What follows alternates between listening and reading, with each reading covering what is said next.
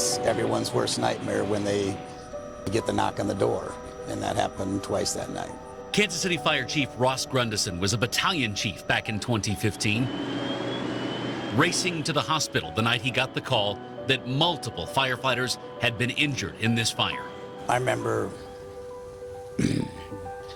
being there and finding out it was John and Larry both. I never thought John would be the guy that something like this would happen to, and it's what we fear the most.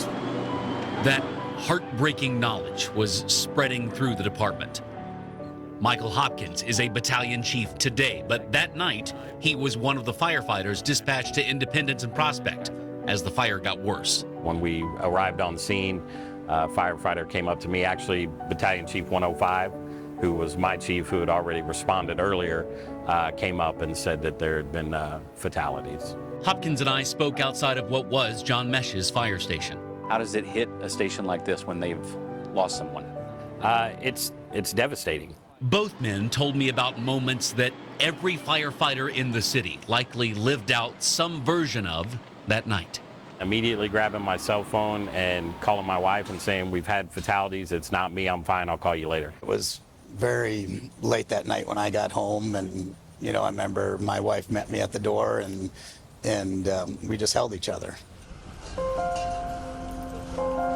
The fire was eventually ruled an arson, set intentionally inside a nail salon in the building.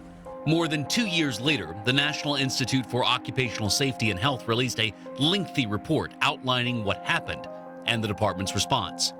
It included 16 recommendations that all fire departments should follow, but that NIOSH investigators found to have played a part in this fire, ending with 2 firemen dying. Remember, Mesh and Leggio died not in the fire itself, but when the exterior wall of the building collapsed on top of them. For us, one of the things that we really improved on immediately was collapse zones. The report defines a safe collapse zone as one that is equal to the height of the building, plus an allowance for scattering debris. We started using tape, and we started taping them off, and then we started assigning people to make sure no one crossed that, entered the collapse zone. We've always had them, we've done a lot better job since that incident of enforcing those. It struck me how much of this report is about understanding the makeup of a building and how a building is constructed. Sure. And talk to me about Absolutely. what the requirements are for a firefighter to have knowledge of what types of construction they're dealing with. And that's something that's changing all the time. I mean, that building construction is a class now that's given to every captain and every BC when they're promoted. Not only that, but being purposeful about cataloging that information. The report says the KCFD had responded to this location for at least 3 prior fires. Individual fire companies had informal procedures, the report says, but they were never put into a formal format. Another tactical change for KCFD in the last 10 years is the establishment of a safety officer. That's another recommendation listed in the report. CAR 110's sole function is to observe the scene for safety hazards and ensure if a collapse zone is set up that collapse zone is being maintained.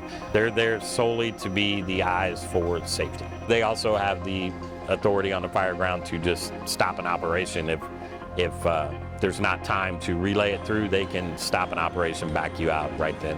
But both Grundison and Hopkins say maybe the biggest change for KCFD is not in that NIOSH report.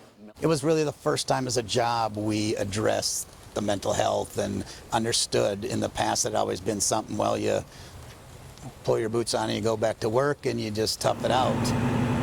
But you really see a difference since in the last 10 years of talking about things that bother firefighters. You really see a difference there? I do.